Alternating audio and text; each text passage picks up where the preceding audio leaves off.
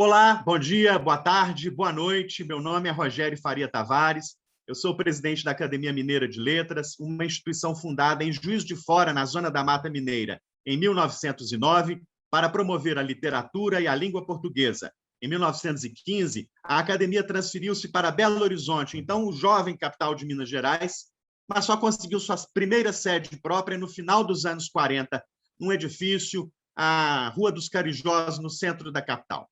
A sede definitiva, onde a academia está localizada até hoje, está a Rua da Bahia, a mítica Rua da Bahia, cantada em prosa e verso por Drummond, Nava e outros poetas mineiros.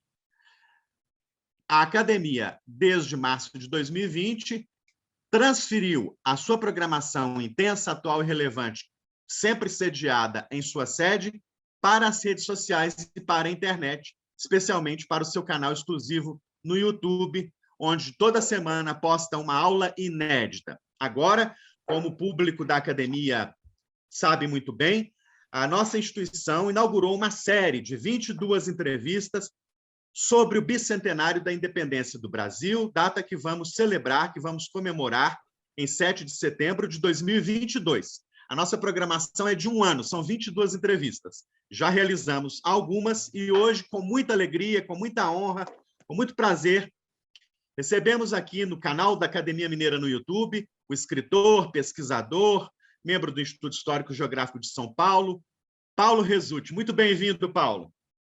Muito obrigado pelo convite, obrigado por estar aqui falando sobre essa personagem tão interessante, tão esquecida da nossa história. Muito bem, nós vamos conversar sobre Dona Leopoldina com Paulo Rezzutti, sobretudo porque ele é autor desse importantíssimo livro sobre a história de Dona Leopoldina, a história não contada, a mulher que arquitetou a independência do Brasil. Paulo é autor de vários outros livros sobre Dom Pedro I, sobre Marquesa dos Santos, sobre a relação entre Dom Pedro e a Marquesa dos Santos, enfim, é um profundo e rigoroso conhecedor desse período da história brasileira. Agora, aqui nesse livro, ele focaliza uma mulher que, como ele mesmo acabou de falar, é ainda muito pouco estudada e esquecida, não é? Muitas vezes por aqueles pesquisadores que se dedicam a esse momento da vida brasileira.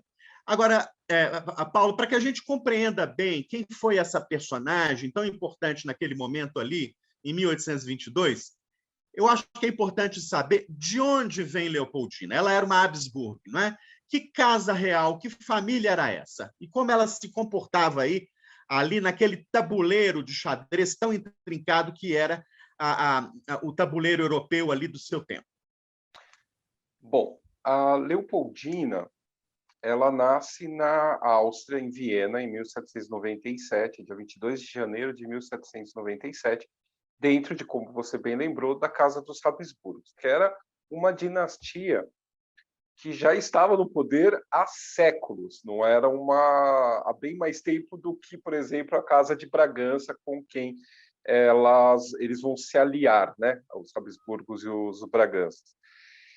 E essa Casa de Bragança, ela não estava no poder assim por nada, né? Eles sabiam muito bem como se manter no poder durante gerações. E uma das fórmulas que eles encontraram para isso foi através da política de casamento, né? Então, além do AEIOU, Áustria Est Imperare Orbe Universo, né? O destino da Áustria é imperar sobre o universo, eles tinham um outro lema que era os outros que façam guerra. Tu, Áustria, feliz, casa-te. O que uns ganham por Marte, né, o deus da guerra, você ganhará por Vênus. Então, essa política de casamento, essa frase, ela simbolizava muito bem tudo que a Áustria, na verdade, o Sacro Império Romano-Germânico, né, que depois vai ser reduzido pelo Napoleão à Áustria-Hungria, ganhou ao longo de séculos de território por causa das suas alianças de casamento. Muitas vezes eles ganharam território por herança, porque uma Habsburgo casou com o rei de tal região, esse rei não teve herdeiro, e isso passou para ela, que também não tinha herdeiro, acabou caindo para a Áustria. Então, essa política de casamento já era uma coisa que era realizado, essa forma de ganho territorial e político já era meio que expertise dos Habsburgos, né? Eles já sabiam trabalhar bem com essa questão. Para eles conseguirem cada vez mais gerarem herdeiros e terem pessoas que fossem politicamente hábeis nesses postos de casamento, nesses casamentos, e essas pessoas exercerem algum tipo de controle, algum tipo de influência, eles preparavam muito bem os seus... Claro que a Maria Antonieta, por exemplo, é um ponto fora da curva, né? Tanto que ela não era nem para ter casado com o rei da França. Maria Antonieta, que era tia-avó de Leopoldina. Tia-avó da Leopoldina. Às vezes a gente tem alguns problemas nesse ideário, nem tudo é perfeito, enfim.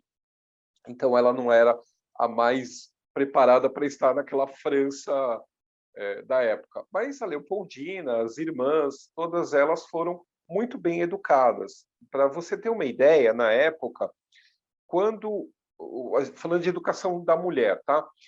A mulher, ela não tinha uma educação tão esmerada quanto a do homem. Por exemplo, não era normal a mulher ter acesso à educação que envolvesse números, estatísticas, porque essa coisa de números, de exatas, não era coisa de mulher. E a Leopoldina e as irmãs vão ter esse tipo de... Vai ter trigonometria, vai ter geometria, vai ter cálculo, elas vão ter todo esse currículo cheio, que era o currículo do homem, que era o currículo que era dado para classes mais superiores, que inclusive vai ser o currículo que o Dom Pedro II vai impor para as filhas dele, tanto para a princesa Isabel quanto para a princesa Leopoldina, porque também ele cria elas aptas ao governo. E o aptas ao governo é entender todos os meandros de tudo que envolve um governo. Então, saber matemática faz parte de você poder cobrar seu ministro para ver se as coisas estão indo bem ou mal.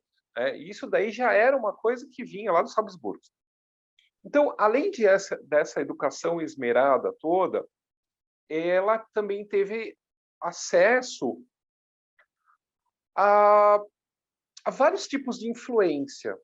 Você tem o iluminismo que está acontecendo na época, e você tem esses déspotas esclarecidos, por exemplo, a Maria Teresa, a bisavó dela, a mãe da Maria Antonieta, ela entra um pouco nessa questão do iluminismo. Então, essa questão da educação, das razões, das ideias amparadas em razões, e você começar a estudar tudo que tem em volta de você, e aí a gente vai entrar na parte das ciências naturais, da mineralogia, tudo que ela vai invocar com força, né? A Leopoldina, os temas preferidos dela eram nessa área de ciências naturais.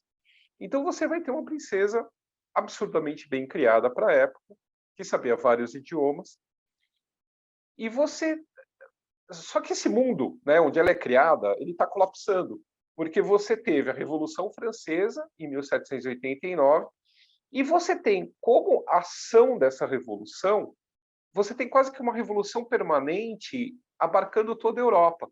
Você vai ter, na figura do Napoleão Bonaparte, que vai começar lá como general, espalhando esses ideais da Revolução Francesa pelo restante da Europa. Então, é basicamente o fim de vários regimes, ou da ideia do regime absolutista. Então, aquelas ideias que eu falei lá do iluminismo, da ciência das razões e tal, de ter justificativa para tudo, aí você vai entrar na questão das leis, né, dos direitos fundamentais do homem, do cidadão, vai entrar em várias outras questões que não eram discutidas, e você vai romper com vários paradigmas que existiam tranquilamente na época do absolutismo, como, por exemplo, a separação da Igreja do Estado. Então, você vai ser permitido para quem entrar nessa questão, né, dos países que vão sendo contaminados, entre aspas, com os ideários da Revolução Francesa, você vai ter permissão, por exemplo, para se divorciar. Você vai poder separar-se de uma pessoa e casar-se com outra, coisa que dentro do absolutismo, dentro dessa questão da Igreja e do Estado tudo unido, não existia. Então, nesse mundo que ela está sendo criada, ao mesmo tempo está sendo desmontado toda essa estrutura do absolutismo dentro do qual ela foi criada. Ela tem que fugir de Viena 2 vezes por causa das tropas do Napoleão, Bonaparte, que invade Viena. Então, o pai dela, ao mesmo tempo que ele consegue sobreviver no trono da Áustria, o Sacro Império Romano Germânico colapsa e ele consegue manter para si as possessões originais dos Habsburgos. Então, a Áustria, a Hungria, a Tchecoslováquia, a Boêmia, etc. Parte da Itália. E o restante vai sendo todo tomado pela França, e que vai abrindo caminho para outras formações de estados nacionais na Europa. Então, ela tem que fugir dessa Viena 2 vezes. Ela vai perder a mãe, depois ela vai perder a madrasta, ela tem uma série de perdas, ela tem inclusive a perda da irmã mais velha, que é a Maria Luísa, que o pai coloca para casar com o Napoleão Bonaparte. Então, o Napoleão Bonaparte tem até uma frase que diz que, ao invés de pai do novo mundo, né, que ele vai criando com essas ideias da Revolução Francesa, ele acaba virando genro do velho mundo, né, na hora que ele casa com a Maria Luísa e acaba fazendo essa aliança com o rei absolutista, né, coisa que não bate muito. Mas isso tudo é o quê? É para a Áustria, os Habsburgos, terem algum momento de paz, né, sem esse confronto direto com Napoleão Bonaparte, e no qual o Francisco José sacrifica a filha mais velha, o que é a Maria Luísa, que era a irmã mais próxima da Leopoldina. E isso é um grande choque, porque assim, essas crianças elas cresceram batendo num João Bobo chamado Napoleão. A avó delas, a avó materna delas, a rainha de Nápoles, ela falava que ele era o demônio, né, por causa dessa questão de contestar o absolutismo, contestar o poder divino, o direito divino dos reis estarem nos seus tronos. Então, você tem um choque, né? Então, nesse choque, ela já começa a ter essa percepção de que as princesas, na verdade, não têm muito, apesar de ter uma boa educação, apesar de morarem bem, apesar de terem acesso a todos os luxos, a tudo que quisessem, elas não têm muito o que opinar dentro desse jogo político de casamento. E é nesse contexto, então, que entra aí o Brasil na história. Pois é, e aí como é que acontece a aliança entre a Casa de Bragança e os Habsburgo? Porque essa aliança resulta, não é, no casamento de Pedro e Leopoldina. Pedro até em algum momento se casaria com alguém da família da Casa Real russa, não é, da família russa, mas finalmente a decisão é pela aliança com a Áustria. Como é que isso acontece? Então, esse mesmo Napoleão que bagunça tudo lá na Europa Central e o leste europeu, né, até a Rússia, ele também vai bagunçar a Península Ibérica, né, fazendo com que o Dom João VI, futuro Dom João VI, na época ele era príncipe regente, em 1807, ele pegue toda a corte e transfira ela para o Brasil, para escapar do Napoleão que está invadindo via a Espanha, Portugal. E com isso ele passa a ser um dos poucos reis que conseguiram escapar da sanha do Napoleão Bonaparte e se estabelece na América. Nessa que o Dom João vem para a América e estabelece o Rio de Janeiro como sede desse império ultramarino português, com possessões ainda na África e na Ásia, você vai ter o estabelecimento de um rei absolutista na América. Então, você tem um Estado absolutista na América. Quando Napoleão ele é derrotado, você vai ter o Congresso de Viena, que vai ser o quê? Todos esses reis, esses príncipes, esses imperadores que haviam sido derrotados pelo Napoleão, eles se reúnem em Viena. Então, vai o czar da Rússia, o imperador da Áustria, vai representantes da Inglaterra, de Portugal e de alguns outros países para esse Congresso de Viena, onde Portugal não tem peso devido ao fato do rei não estar na Europa, de ele ser um estado menor do que os outros, então ele é meio tutelado pela Inglaterra dentro desse concerto da Europa que é realizado, onde é redesenhado e redistribuído todos os territórios que haviam sido bagunçados pelo Napoleão.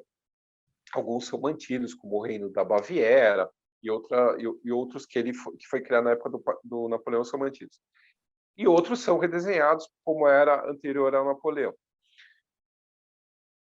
O Dom João VI, para melhorar essa visão do que era essa nação estabelecida, esse absolutismo estabelecido na América, ele resolve criar, então, o Reino Unido de Portugal, Brasil e Gales, aumentando, então, criando vários reinos e unidos todos sobre a égide do monarca português estabelecido no Rio de Janeiro, aumentando um pouco a importância desse império.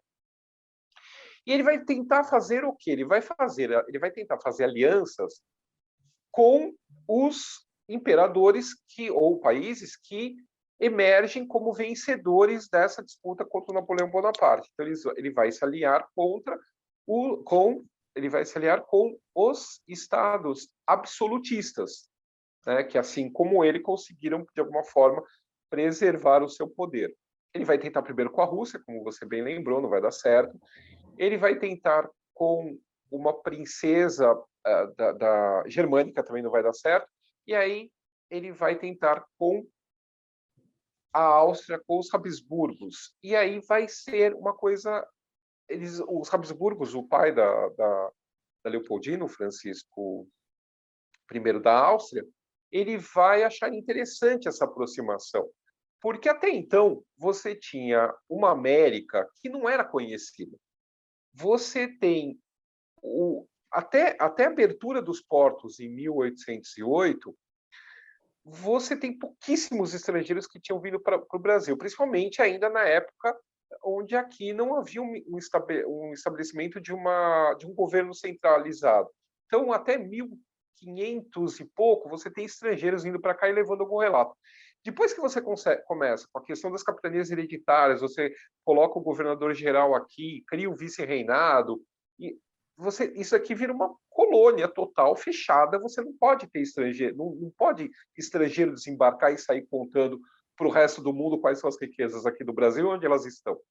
Claro. Então ele é fechado, e só a partir de 1808 é que se começa essa abertura com a chegada do Dom João e a abertura dos portos. Com isso, quem até então só podia se relacionar com Portugal era a Inglaterra, que estava livre, era dona dos mares e estava livre para fazer comércio. Quando acaba as guerras napoleônicas, o Francisco José ele acredita que é uma boa essa aliança, porque você vai ter uma aliança com um país absolutista dentro de um continente completamente inexplorado e que você não sabe, de repente, o que você pode gerar de riquezas com essa aliança. E também a questão do comércio entra em pauta, sendo a ideia também do Francisco da Áustria, você abrir um campo maior para comercializar os produtos produzidos pelo Império Austríaco. Então, tudo começa num grande jogo comercial, inclusive pela parte do Dom João, porque uma aliança com a Áustria contrabalanceia o poderio da Inglaterra sobre Portugal. E esse poderio estava a tal ponto que já em 1810, 1812, eles estão pressionando muito Portugal para acabar com o comércio dos escravizados no Atlântico. E aí, uma das coisas que os diplomatas estrangeiros vão negociar com o pai da Leopoldina é que a Áustria ajude a brecar o freio, né, ajuda a dar um freio nesse interesse dos ingleses de acabar com o comércio interatlântico de escravos aqui entre o Brasil e a África. E aí, no meio de tudo isso, é feito esse grande arranjo de casamento, né, onde todo mundo ganharia com isso, menos os noivos, né? Os noivos... Essa questão de amor, isso aí vem depois. Exatamente. Esse é o tema mais recente na humanidade. Exatamente. Agora, Paulo, por favor, fale. Não, o amor, se acontecia, era meio casual, entendeu? Claro, Tipo, eu estou falando, claro, nessas alianças dinásticas, claro, né? Porque, assim, a mulher, ela sabia, o claro. papel dela era ter filhos, né? Então, assim, e o resto era política, não havia essa questão do romance, né? Essa coisa da Disney vai ser bem depois. Não era proibido amar, não é? Não era proibido, mas seria Não. assim uma surpresa, né? Algo Sim, não previsto. É. era uma coisa assim, um ponto fora da curva, né? Agora, quem é essa estrangeira na corte portuguesa do Rio de Janeiro? Como é que são os anos de adaptação de Leopoldina à corte portuguesa? O que ela esperava e o que ela efetivamente encontrou? Ela esperava uma ela idealizava tudo, na verdade. Ela idealizou o noivo, ela idealizou a família do noivo, ela idealizou o país, ela idealizou tudo. E aí, é claro que ela achava que aqui ia ter a questão do absolutismo puro e simples. E aí, o primeiro choque dela era a questão do ir e vir. Ela não tinha direito de ir e vir como ela tinha em Viena. Em Viena, ela determinava que ela queria ir na ópera, que ela queria ver uma peça, que ela queria ir num baile. Aqui no Brasil, isso não existe. Ela fica basicamente confinada em São Cristóvão, né, onde hoje é na Quinta da Boa Vista, onde hoje é o Museu Nacional, e de lá ela não sai. Quando ela sai é para ir no teatro. E no teatro também não tem tantas coisas, é sempre a mesma peça. E, quer dizer, muda um pouco, mas, enfim, não é uma coisa assim de alta cultura como ela estava acostumada na Europa. Então, assim, esse choque já passa por um desencanto a respeito do que era esse noivo, do que era essa família. Com ele, ela vai se desencantar aos poucos. Ela vai perceber que ele não era tão educado quanto quiseram vender a ideia de educação para ela. Que, por exemplo, o Marquês de Marialva, que é encarregado do casamento, tem uma carta que eu achei, está na Biblioteca Nacional, está consta do meu livro, ele, nos despachos para o secretário de Estado português no Rio de Janeiro, ele fala que ela perguntou para ele, em Viena, do que o futuro noivo, né, do que o Dom Pedro gostava. E o Marialva não sabia o que responder, falou assim, ele gosta de mineralogia.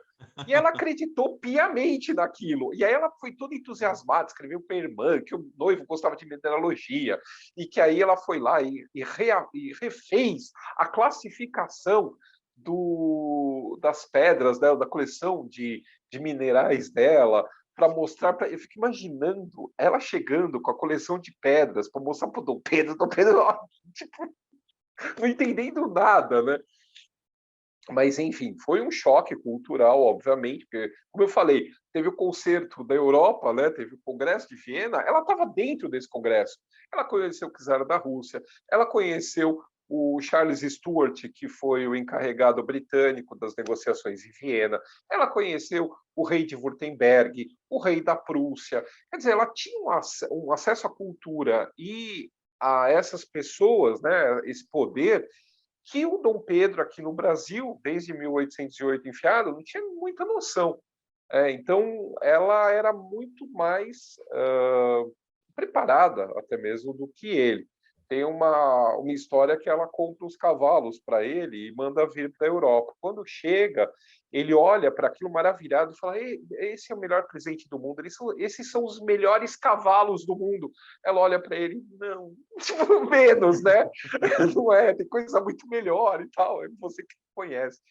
Então, assim, tem essa decepção inicial, que aos poucos ela vai sobreviver a isso. E com a família, é uma família totalmente desestruturada, coisa que ela não estava acostumada com a família dela, que era mais unida.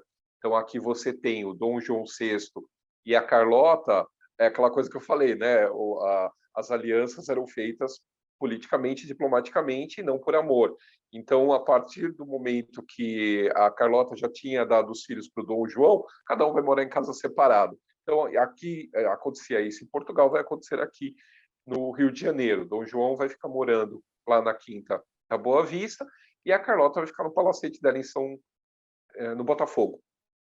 E tinha um outro no Engenho de Dentro, também ela tinha uma residência. Então, está sempre afastado e só em momentos de datas da corte, assim, de festividades da corte, datas de gala, né? Datas de Claro. aniversário, santo do nome, etc., que havia alguma ação na corte, aí ela estava junto do Dom João. Caso contrário, cada um ficava no seu canto e ela ficava com as meninas e ele ficava cuidando dos meninos. Então, ela não estava acostumada absolutamente com isso. Então, ela tem esse choque cultural, esse choque íntimo com a família, com o próprio marido e também o calor do Rio de Janeiro. Ela não estava acostumada. Ela tem uma carta para a tia dela que ela fala que o Rio de Janeiro seria o paraíso se não fosse o calor infernal e os mosquitos. Mas ela sobrevive a isso, né? Mas é aquela coisa, ela estava acostumada a invernos rigorosos, né? E verões ameno. Aqui ela tem o contrário, ela tem verões rigorosos, né? E um inverno ameno. Então, a pele dela começa a ficar toda avermelhada por causa do calor, ela incha muito, ela não estava acostumada com a comida, né? Não é as mil maravilhas, mas ela se prende à questão dessa natureza, né? Exuberante, luxuriosa que ela vai encontrar aqui no Brasil. E isso faz com que ela mande muitas coisas para o pai, ela vai auxiliar de várias maneiras a expedição científica germânica, né, que o Metternich, o primeiro-ministro austríaco, vai mandar para o Brasil para descobrir melhor o que é isso. Ela vai mandar vários exemplares para Viena, o que vai acabar facilitando a criação do Museu Brasileiro em Viena. Então, na parte científica, na parte cultural, ela vai dar essa questão de mostrar para a Europa o que é esse novo país onde ela está inserida. Perfeito. Paulo, e aí, depois de um certo tempo, parece que os acontecimentos que resultam lá em 1822 começam a se precipitar. Há uma mudança política em Portugal, os portugueses exigem a volta de Dom João VI a Lisboa, né? E depois dessa volta, as cortes, enfim, intensificam sua pressão sobre o Dom João e seu filho, o príncipe regente do Brasil, até chegar a ponto de pedir também que o próprio Dom João deixe o Brasil. Como é que Leopoldina acompanha aí, não é, a Revolução do Porto de 1820, a pressão das cortes portuguesas sobre o marido dela e que conduta ela começa a tomar? Assumir, melhor dizendo. No início de desespero, porque o que acontece? Em 1820, né, fez 100 anos agora, 200 anos agora, fez 200 anos agora a Revolução do Porto. Revolução do Porto. Essa Revolução do Porto coloca em xeque toda essa ideia que o Dom João VI tinha mantido na Europa, de que era um poderoso rei absolutista. O que acontece com a Revolução do Porto em 1820? É colocado em xeque esse absolutismo. Então, a partir dessa revolução, acaba o absolutismo do Dom João VI, ele passa a ter que seguir o que vai ditar as cortes constitucionais instituídas em Portugal. A gente vê no documento, tem uma corrente negacionista que diz que o Brasil nunca foi colônia de Portugal, basta ver a documentação do manifesto da Revolução dos Revoltosos no Porto, onde eles dizem que eles não querem mais ser colônia, porque eles não querem mais ter que se reportar ao Brasil. Quer dizer, existe essa questão deles se considerarem agora colônia, como o Brasil já havia sido. Então, há uma revolta dessa questão de Portugal ter que ficar subjugado pelas decisões todas que ocorrem no Brasil. E aí isso é revertido pela Revolução do Porto, que exige, acaba não só com o absolutismo do rei, mas exige que ele retorne e a corte também. E é claro que essas ideias, né, liberais, elas também vão se infiltrar no exército. Então, não é que assim meia dúzia de comerciantes na cidade do Porto em Portugal quiseram isso, não, isso está enraizado e vai chegar aqui no Brasil, e aí, por causa disso, pelo Dom João ver que não tem mais o apoio do Exército, é que vai se entregar às determinações da corte. E ele ainda vai achar, até os últimos estertores, que o povo brasileiro vai pedir para ele ficar. Mas isso não acontece. E aí ele vai muito tristemente embora do Brasil, que ele amava o Brasil, ele adorava o Brasil, e por ele terminaria os dias aqui no Brasil. E aí, no meio de tudo isso, o Dom João VI ele tinha uma mania que, assim, ele ficou muito tempo lá em Portugal. Você imagina, Portugal é um país pequeno em comparação com a Espanha, que é enorme. Então, ele sempre teve, historicamente, você tem sempre Portugal ligado diplomaticamente com a Inglaterra. E sempre tem essa questão de defesa, de proteção. E isso você tem... isso perde, né, com Napoleão invadindo Portugal. E por causa dessa dimensão de que Portugal é um país pequeno, não é tão militarizado quanto os outros países, então que tem que ter uma proteção e tal. Então, o Dom João VI, durante todo o reinado dele, ele enrola muito. Ninguém sabe o que ele está pensando, ninguém entende o que ele está... Até que o próprio Napoleão, depois, quando ele faz essa fuga, depois enrola muito o Napoleão com a questão do fechamento das fronteiras com a Inglaterra, que ele não chega fecha, mas nem tanto e tal. Então, essas enrolações características do Dom João VI é quase um modo que ele aprendeu de sobreviver nessa pressão desigual que ele tinha entre o estado dele e os outros estados em volta. E aí, nessa enrolação toda, ele enrola muito para voltar para Portugal.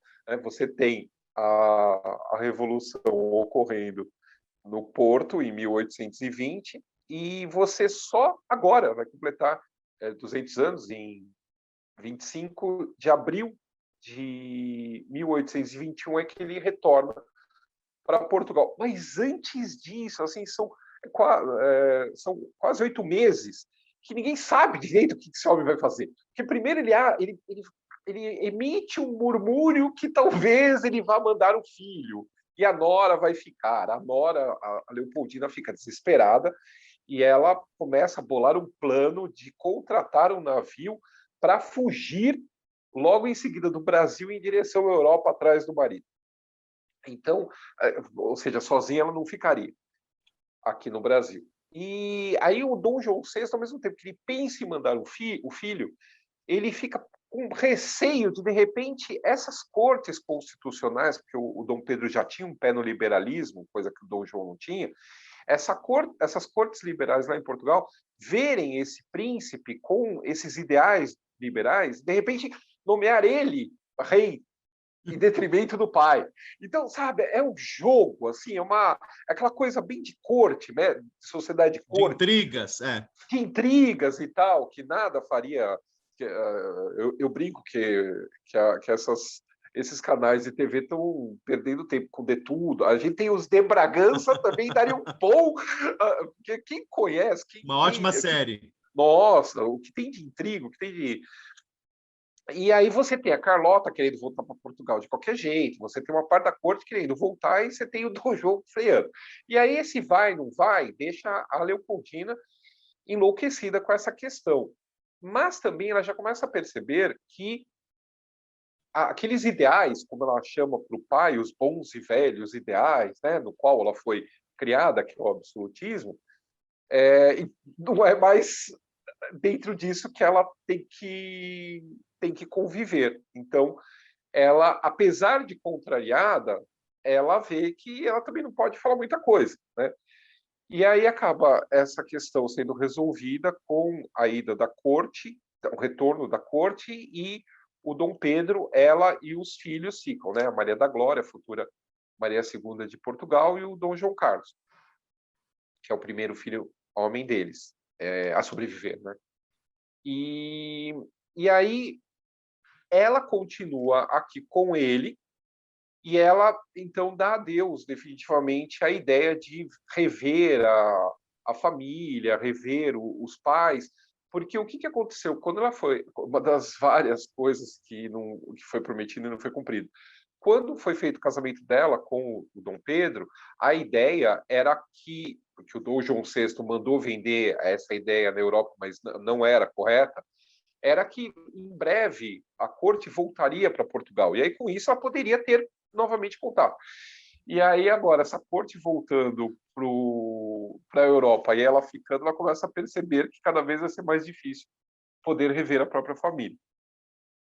E aí, com isso, ela vai começar a tomar contato com todas essas questões envolvendo principalmente os brasileiros, porque com essa questão travada, essa espinha travada na garganta dos portugueses, do Brasil ter ficado como capital do reino, enquanto eles tinham virado meio que uma colônia, eles tentam inverter a história. Então, as cortes portuguesas, elas tentam esvaziar completamente qualquer centro de poder no Brasil.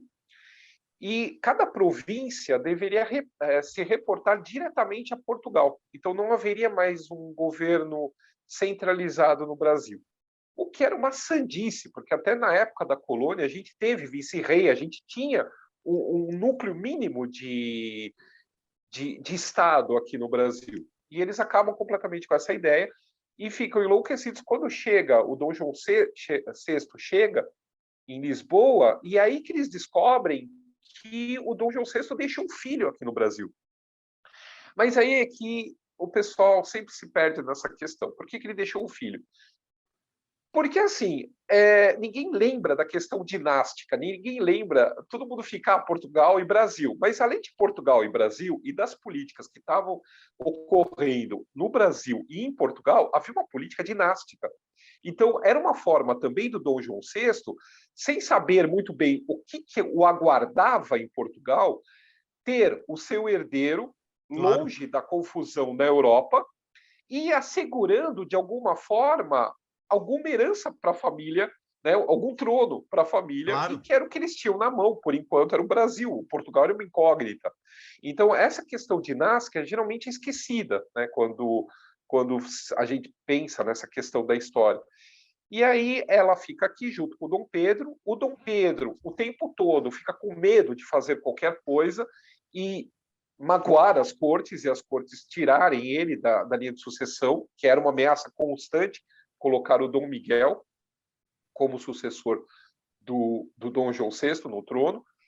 E ela já começa a perceber pelas ações que são tomadas assim que o Dom João VI chega em Portugal, por exemplo, no 13 de maio, né, ele sai daqui dia 25 de abril, no 13 de maio ele está no meio do Atlântico, ele faz várias nomeações, que era você dava, né, o que acontece? As comendas, as condecorações, os títulos eram sempre dados nos tais dias de grande gala, que eram os aniversários, por exemplo, do rei. Então, no dia do aniversário do Dom João VI, dia 13 de maio, ele nomeia o capitão do navio como eu acho que ele eleva o título do capitão, ele nomeia várias pessoas no dia do no dia do aniversário dele. Quando ele chega lá em Portugal, as cortes desfazem tudo, porque não passaram pelas cortes. Ele tem que se comportar como um rei constitucional, né? Tudo tem que passar pelas cortes.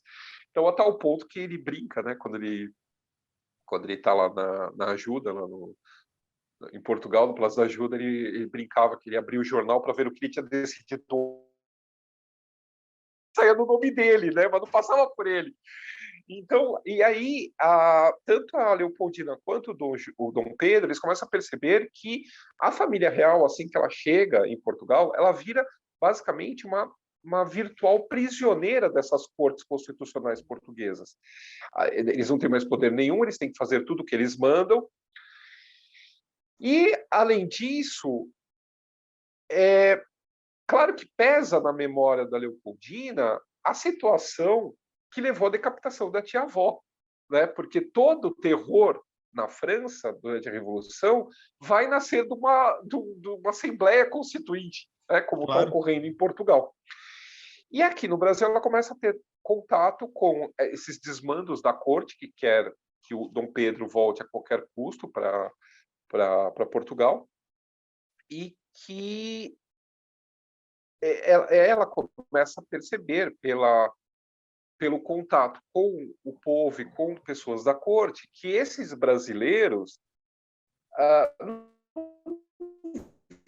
vão levar isso numa boa, né? Vai ter uma contra-reação a essa reação de colonizar novamente o Brasil.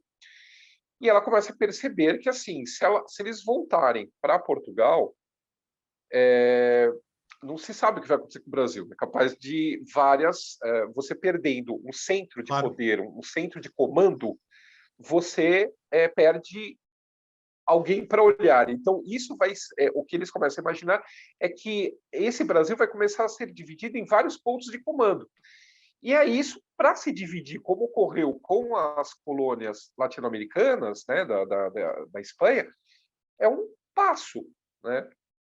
E aí é com base nisso que ela começa a costurar com os tais desse movimento autonomista, né, que não era um movimento separatista de Portugal, era um movimento que queria, na verdade, manter a autonomia que tinha ganho com o Dom João, né? Você manter esse Estado nacional que é administrado por si mesmo e é ligado pela coroa a Portugal. E aí começa, então, toda a discussão a respeito do dia do fico, ela vai se interpor com essa questão. É engraçado a gente lembrar que quando ela pensa em fugir de qualquer jeito para Portugal atrás do marido, se o Dom João VI mandasse só o Dom Pedro para Portugal e ela ficasse, ela estava grávida e ela não pensa duas vezes em se lançar numa aventura maluca atrás do marido se ele fosse mandado sozinho para Portugal. Quando vem essa ordem definitiva para o Dom Pedro voltar para Portugal com a família, ela diz que não pode porque ela está grávida. Então, você vê como ela joga, né? Antes ela não tinha problema, agora não, veja bem. Então, ela consegue adiar isso até que chega finalmente a questão do FICO, onde todos os estados, São Paulo, Minas, Rio de Janeiro e outras províncias mandam representantes, mandam abaixo-assinados para o Dom Pedro ficar no Brasil e que para evitar essa questão da recolonização do Estado brasileiro. E você vê pelas cartas que eu coloco no livro que ela estava ligada diretamente com o secretário dela. Isso. E ela estava urdindo até mesmo pelas costas do marido. Né? Pelas cartas que você vê que tem coisa que ela pede antes para passar para ela o panfleto que vai ser fixado nos muros do Rio de Janeiro, que ela quer ler antes que isso seja fixado. Ela fala para o secretário falar com as pessoas antes do fico para deixar o Dom Pedro nomear os próprios ministros, que era uma das condições para ele concordar em ficar aqui, porque quando o Dom João VI parte para a Europa, é o Dom João que deixa uma herança aí, dos ministros para o Dom Pedro trabalhar, e ele não gosta das pessoas, ele prefere trabalhar com outras pessoas, e é aí que vem o nosso primeiro-ministro brasileiro, que é o José Bonifácio. Né? Agora, tem uma conclusão a que você chega nesse seu excelente livro, Dona Leopoldina, a História Não Contada, que é justamente nesse sentido que você acabou de expor aí, Paulo. Ela não era uma simples parideira ou mãe de filhos, ou uma mulher ingênua, ou alheia às coisas do Estado. Né? Você retrata essa figura histórica do nosso país como você acabou de dizer agora de novo, era uma mulher, era uma estrategista também, né? Ela era uma mulher inteligente, bem preparada e que se engajou numa causa, não é? Com muita argúcia, com muita técnica. Ela foi muito inteligente nos movimentos todos que fez na aproximação a José Bonifácio. Enfim, eu queria que você retratasse mais essa faceta da personalidade de Leopoldina, que às vezes fica muito escondida. Sim, tem essa questão toda das cartas, né, que ela troca com o Scheffer, o secretário dela. Você tem a questão da aproximação dela com José Bonifácio, que é exatamente na época que está ocorrendo o levante da divisão auxiliadora portuguesa, que é uma é uma resposta ao fico do Dom Pedro, tem Isso. esse levante no Rio de Janeiro, que é uma tentativa das tropas portuguesas embarcarem ele à força, ele e a família, ele manda ela para a fazenda de Santa Cruz, que pertencia a eles, e quando o José Bonifácio, que era vice-presidente, não era esse bem o termo, mas eu vou colocar dessa forma, era vice-governador da capitania de São Paulo, ele está indo ao Rio de Janeiro para assegurar a lealdade dos paulistas e tudo mais ao Dom Pedro, ele encontra a Leopoldina no meio do caminho. Então, ela encontra ele em Sepetiba, e aí convida ele para ir até Santa Cruz, e ela faz um gesto que é de uma política absurda. Ela apresenta, a questão de apresentar os filhos, tanto a Maria da Glória, a futura Rainha Maria II de Portugal, quanto o João Carlos, e ela está grávida, então ela apresenta a futura Dona Januária, que vai nascer logo em seguida, como que ela estava esperando mais um brasileirinho. Ela faz questão de falar que o filho que ela está, sabe, assim, então Claro. você tem essa questão da argúcia, sabe, de convencimento, né? Que é muito interessante. E aí você vê, por exemplo, quando ela pede.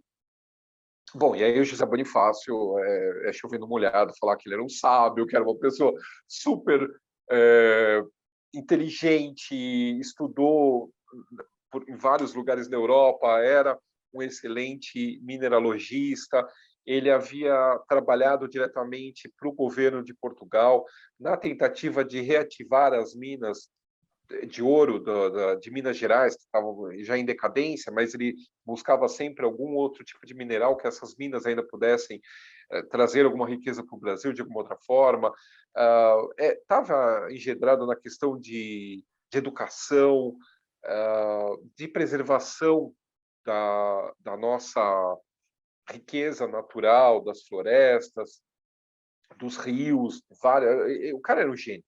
E ele, claro, encontra uma caixa de... Finalmente, a Leopoldina encontra uma caixa de ressonância no Brasil. Né? Ela acha alguém que ela pode ter o nível de uma conversa que ela teria com alguém na Europa. E é o José Bonifácio, que já está aposentado, ele retorna para o Brasil já aposentado e volta para a capitania, né? Que ele era natural de Santos, aí ele volta para São Paulo, para a capitania de São Paulo, onde ele vai virar governador, e aí ele vai para o Rio, e aí ele vai ser o primeiro-ministro brasileiro, né, dentro desse primeiro governo do Dom Pedro I, do futuro Dom Pedro I, no ocorreu a independência. E aí, além disso, você percebe, por exemplo, que ela, mesmo não sendo, né, você vê as leituras que ela pede, os livros que ela pede para vir da Europa para ela. Então, você vê, uma das coisas que ela pede é a Constituição dos Estados Unidos. Ela quer começar a entender como é que funciona essa coisa que ela não conhece, ela conhece o absolutismo. Ela quer saber mais a Claro. respeito do constitucionalismo, dessa outra vertente, né? E até porque não é uma coisa tão absurda, afinal de contas, você tem a Inglaterra, que é parlamentarista, então ela começa a ver que é dos males o menor, né? Você vê que o tempo todo ela está tentando ajeitar a sua mente, tentando ajeitar a sua conduta e os seus estudos para a corrente que está... Ela não vai contra a corrente, ela tenta seguir essa corrente o tempo todo. Coisa que o Dom Pedro ele vai meio que empurrado às vezes, tal, mas é que ele já tinha também esse viés liberal que ainda para ela era uma coisa meio... Ela era meio incomodada com isso, que ela falava que o marido era feito sempre às novas ideias. Ela era um pouco mais comedida com os passos dela, né? Mas aí quando ela dava ela dava um passo mais seguro. Então, essa questão que você lembrou muito bem, que a gente tem essa mania de diminuí-la, né? Você tem até uma comparação que eu faço, eu não sei se é nesse livro dela ou num livro posterior que eu escrevi chamado Mulheres do Brasil, a História Não Contada, onde eu comparo dois quadros. Um da Georgina Albuquerque, que é o Conselho de Estado. Acho que eu tenho ele aqui. E o outro... esse aqui. Esse aqui é o esse é um quadro que é o Conselho de Estado, né? Que Uhum, é o Conselho de Estado 2 de setembro de 1822, que ela está presidindo, né? Então ela está aqui e todos uhum. esses homens, o José Bonifácio aqui, estão em volta dela no Conselho de Estado que eles determinam pela aconselhar o Dom Pedro da Independência. Então a gente tem esse quadro que é pintado por uma mulher e a gente tem um outro quadro que é esse daqui, que é pintado por um homem. Ambos Uhum. são de 1922, que é do centenário da independência do Brasil. O homem, ele retrata ela como? O Dom Pedro II no colo e cercado de filhos. Perfeito. E Uhum. só a mulher que teve a sensibilidade de colocar ela como uma estadista dentro da... Então, eu gosto muito dessas duas telas, dessas Sim, comparações, porque é bem essa coisa, né? A gente esquece dela assim, a gente tem que lembrar, e a gente tem uma mulher que lembra dela assim, em 1922, e até hoje é uma luta constante lembrar que ela não foi apenas esposa do Dom Pedro e mãe, né, do Dom Pedro I, da Maria II e das outras crianças. Ela foi muito mais do que isso. Então, eu espero que em 2022 isso, isso retome. claro. E aí nós chegamos, como você apontou muito bem agora, a setembro de 1822, finalmente ao dia 7, né? Com a cena icônica às margens do Rio Ipiranga, mas quem estava na regência do Império efetivamente era ela. Então, ela É. também pode ser chamada de a primeira mulher que Sim, comandou o Império Brasileiro. eu falo isso porque É. o que acontece? Você tem anteriormente, você tem a Rainha Maria I. Só que a Maria I, ela governou o Brasil como reino, não era nem Reino Unido ainda, né? Era um vice-reino do Brasil. E, quer dizer, isso aqui era uma colônia, né? A Leopoldina, ela é a primeira mulher a efetivamente governar o Brasil como uma célula autônoma, né? Do poder de Portugal. Então, quando Dom João VI parte para Portugal e nomeia o filho como príncipe regente do Reino do Brasil, ele coloca uma cláusula nessa nomeação que permite a Leopoldina ser feita também regente quando o filho não tivesse. E o que acontece? O filho vem para São Paulo, porque nós temos uma rebelião, nós temos uma parte dos paulistas que querem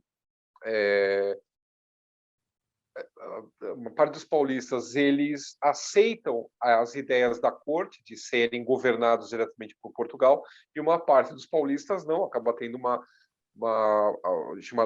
revolta aqui em São Paulo chamada Bernarda de Francisco Inácio, onde o Dom Pedro ele depõe o governador do estado, do governador da capitania, o Carlos de Augusto Oiausen, manda ele retornar para o Rio de Janeiro, e ele vem para São Paulo, ele governa São Paulo, ele institui novas eleições em São Paulo, e enquanto isso ele deixa a Leopoldina como regente do reino lá no Rio de Janeiro.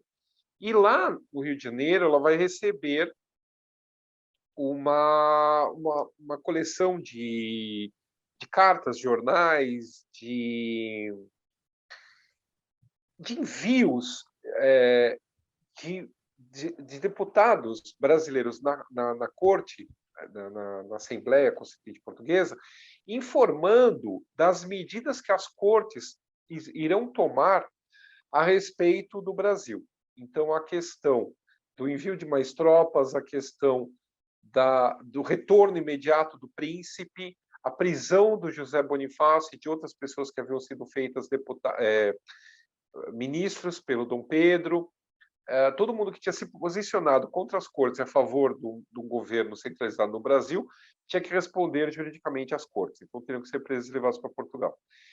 E eles teriam que retornar, o Dom Pedro, a Leopoldina, teria que todo mundo retornar para poder fazer essa questão da recolonização do Brasil.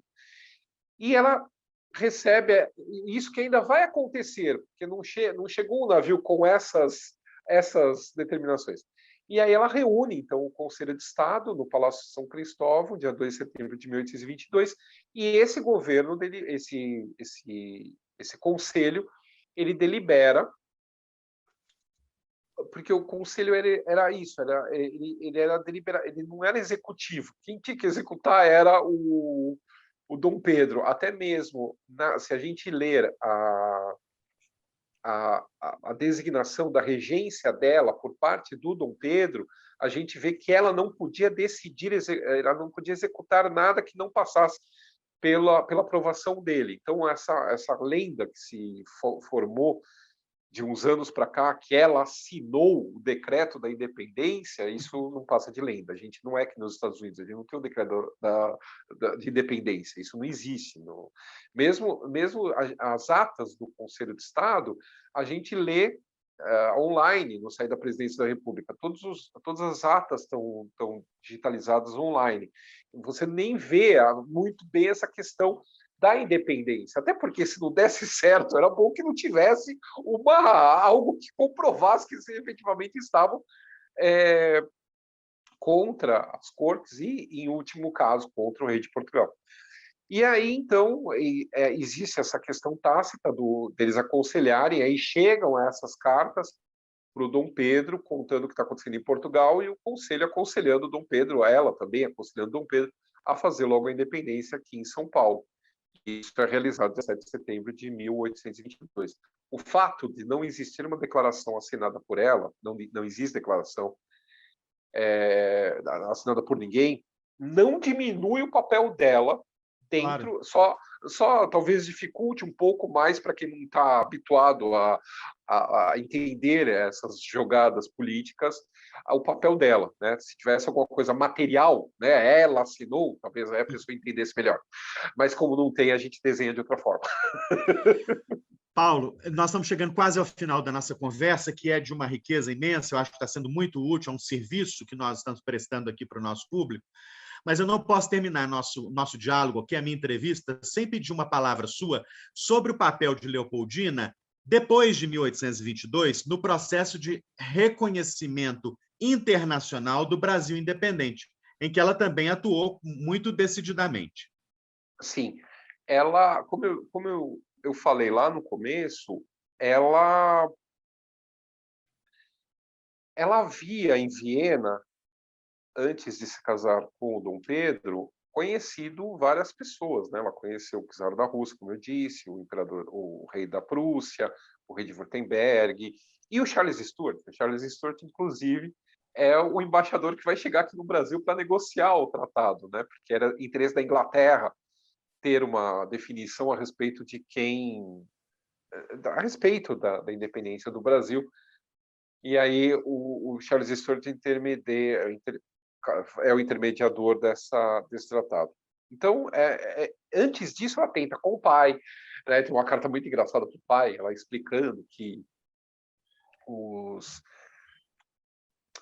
que não adiantava mandar tropas para cá, porque ele acha-se que o Brasil não tem defesa, e não tinha muita, mas enfim, mas que vai ser um duro golpe as potências europeias se vierem aqui tentar ajudar Portugal, e é toda cheia dando caô no pai, né? E aí ela é bem ingênua até pensar isso, mas ela tenta. E esse pai vai parar de falar com ela até 1825, porque você tem toda uma questão diplomática, não era só porque era filha dele que você tem que pensar como que isso vai ser politicamente entendido, uma carta dela para ele. E ela vai tentar, de outras maneiras, com a Inglaterra, com outras potências, vai tentar retomar contato com o Marquês de Marialva, que essa independência fosse reconhecida. E essa independência acaba sendo reconhecida somente mesmo em 1825, quando é, então, feito esse tratado de paz e aliança.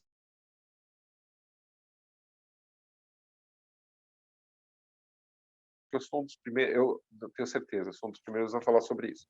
É que eu não vou lembrar agora completamente das datas, mas você tem todas as ações tomadas pelo Dom João VI em referência a esse tratado de paz e aliança com o Brasil, todas as datas escolhidas para o Dom João VI fazer algo oficialmente em relação a isso são todas datas ligadas a Leopoldina. Então, é o onomástico dela, é o Santo São Leopoldo, eu acho que é a primeira delas, depois é o aniversário dela, tem várias coisas que remetem também o 13 de maio, que também, ao mesmo tempo que é aniversário do rei, é aniversário de casamento do Dom Pedro com ela. Então, assim, é tudo muito simbólico essa tratativa da independência por parte do rei de Portugal, sempre ele tentando linkar de alguma forma com a Nora. Eu acho muito bonito essa questão simbólica. E é isso, eu acho que é fundamental assim, a gente estudar mais essa personagem, eu acho que ainda tem muita coisa para ser descoberto, esse livro não acho que ajuda, mas acho que ainda tem muito mais coisa que pode surgir de tudo isso. E a gente, quem sabe, em 2022 a gente coloca ela no lugar devido. Exatamente. Eu queria só finalizar pedindo a você uma palavra final, breve, conclusiva, né, sobre como ficou a imagem de Leopoldina no seio do povo brasileiro depois de sua morte, já doente, e, enfim, reverenciada sobretudo pelos mais humildes, e, enfim, que imagem ali se cultivou dela ao longo do tempo, depois já no início da República, quando se falou de novo nela, enfim, que Leopoldina ficou para o povo do Rio de Janeiro, para os brasileiros, sobretudo para os mais humildes, entre os quais ela sempre foi muito popular. E assim a gente encerra a nossa conversa. A Leopoldina, ela, apesar dela ter sido criada, né, nessa questão da representação, havia muitas coisas que eram próprias a ela, como, por exemplo, a ajuda aos mais próximos. Então, você vai ter uma verdadeira uma dívida gigantesca quando ela morre, que é descoberta, por essa tentativa dela ajudar todo mundo que era necessitado, que precisava de ajuda dela, tal. Todo sábado você a encontrava na igreja de Nossa Senhora da Glória do Outeiro, distribuindo esmolas para os mais necessitados.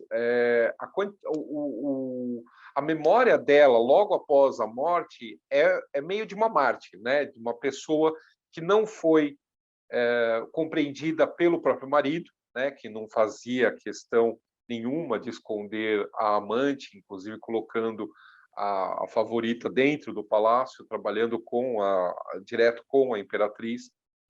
E isso vai atingir diretamente a imagem do Dom Pedro I, tanto que quando ela morre tem toda aquela questão de que ele seria o culpado, se não foi psicologicamente, foi porque agiu de alguma forma fisicamente contra a esposa. Então tem essa aura de mártir, né, que vai ser colocada nela logo no começo, mas você, ao mesmo tempo que tem essa questão do sofrimento, não é esquecido toda a parte da benemerência dela, não é esquecida de forma alguma. Você percebe isso lendo os sermões que foram feitos por Frei Alverno, por várias pessoas, resgatando toda a imagem dela na independência, inclusive na parte diplomática. Então, você vê que, na época, isso se sabia muito bem da importância dela. Não se negou em nenhum momento. O Dom Pedro II, ele não vai manter claro, ele vai ter ele não vai ter lembrança da mãe, na verdade, nenhuma, porque ela morre poucos dias depois de ter completado 1 ano de idade. Então, que imagem que ele vai ter dessa mãe? Nenhuma. Mas ele vai honrar a memória dela. Você tem diversas vezes ele recebendo pessoas em São Cristóvão, ainda quando jovem, ainda durante a menoridade dele, dentro do salão onde tinha as coleções dela. Ele janta, isso eu coloco na minha biografia sobre o Dom Pedro II, ele dá banquetes dentro desse salão com a coleção da mãe. Coleção essa que ele vai doar, já no exílio, com o nome de coleção Imperatriz Teresa Cristina. Ele divide, né, a coleção em duas partes, mas a parte da mãe inicial, o herbário, as pedras e tudo mais, os minerais, ele vai doar para o Museu Nacional com o nome de coleção Imperatriz Leopoldina. Essa lembrança dela vai começar em 1922, obviamente, mas também em 1926 a gente vai ter novamente um pouco mais essa lembrança dela como mulher, mas mais como mãe, pouca coisa falando da questão política. Na época do Estado Novo, Getúlio Vargas vai se apropriar um pouco da imagem dela, então a dona Darcy Vargas vai todo aniversário da Leopoldina levar orquídeas no túmulo dela em Santo Antônio. A gente vai ter uma apropriação de novo em 1954 por parte de São Paulo, no aniversário do quarto centenário da cidade de São Paulo. Esse corpo é retirado do Rio de Janeiro e trazido aqui para São Paulo, no Monumento da Independência. Mas é sempre assim, é sempre mais a mulher e não a política, né, envolvida. Essa questão da política ela vai se dissolvendo ao longo do segundo reinado. Até mesmo porque é aquela coisa, é uma mente patriarcal, né? Você não tem essa questão de também ficar exaltando dentro de uma sociedade patriarcal a imagem da mulher, né? Porque a mulher na política não é uma coisa que você fale. Até porque você vai ter uma briga no segundo reinado em relação a Isabel.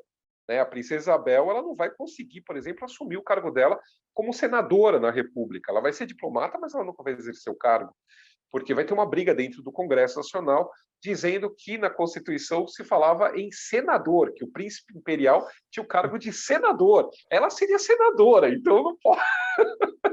Ou então, pior ainda, diminuem a princesa Isabel e para tentar falar, não, então tudo bem, nomeia então o marido dela como senador. Então, veja bem, né, com essa ideia patriarcal que já tem uma relutância com a princesa imperial que vai assumir teoricamente o trono, acaba tendo a república. Então, se está complicado para quem está vivo, imagina para quem está morto, né? Então também não é bom tom você retomar essa imagem dessa avó, né? Claro. Então isso é apagado nessa época e hoje volta a ressurgir, ainda bem. Muito bem, Paulo, muito obrigado pelo seu tempo, sua inteligência, essa conversa tão agradável que nós tivemos aqui. Eu tenho certeza que foi muito útil e gerou um conhecimento de muita qualidade para o público do nosso canal da Academia Mineira de Letras no YouTube. Muito obrigado, Paulo. Espero que nós nos reencontremos em breve. Claro, claro. Muito obrigado mesmo pelo convite, muito obrigado pela oportunidade de estar conversando aí com vocês. Ok. Um abraço a vocês todos que nos acompanharam e vamos prosseguir até 7 de setembro de 2022, completando 22 entrevistas por ocasião do bicentenário da independência. Até logo, obrigado. Tchau.